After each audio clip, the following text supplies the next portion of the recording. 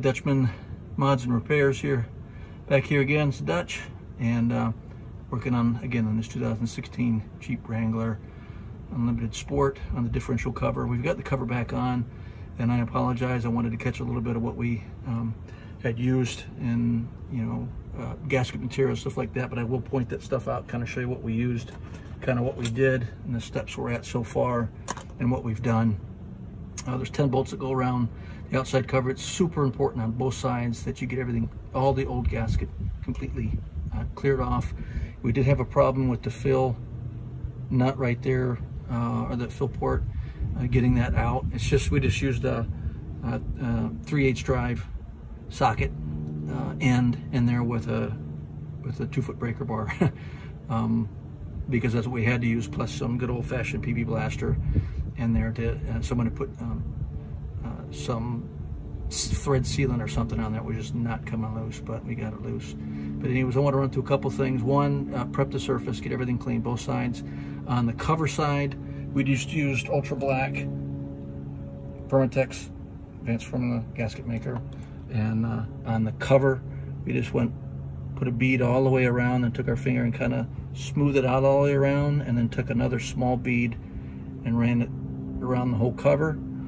Put the cover on there, and not in any specific order. Put the 10 bolts on, got them all kind of finger snug down, then just took the socket on there. Eric, what size were those?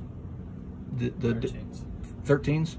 Or half inch or 13 millimeter on the outside there, and just snugged them down. Didn't crank them down, just got them good and snug, but did not torque them. Okay, and we let it set for half hour, 45 minutes to an hour, and just kind of let that gasket set up just a little bit before we torque down. And the final torque spec on those was 30 foot-pounds, and then filled it up. The differential in the back here on this particular model takes 2 1/4 or 2.5 liters or quarts? Quarts.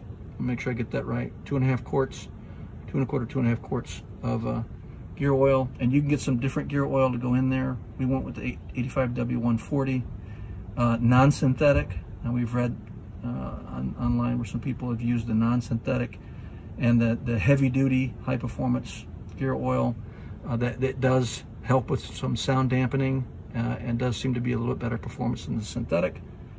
I can't say, we can't say for sure or not. We'll find out if it does help a little bit with the noise we're having, that little ticking noise we're having back in here. You can look at the other 2 videos that we have showing that. But then anyways, it's 30 foot-pounds around, and then the drain bolt's 25 foot-pounds, and then you're good to go. Some people say wait 24 hours, let everything cure up. Other people, no.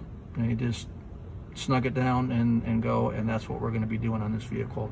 If anything does happen where it does happen to leak because of that, we'll definitely report back on that and let you know.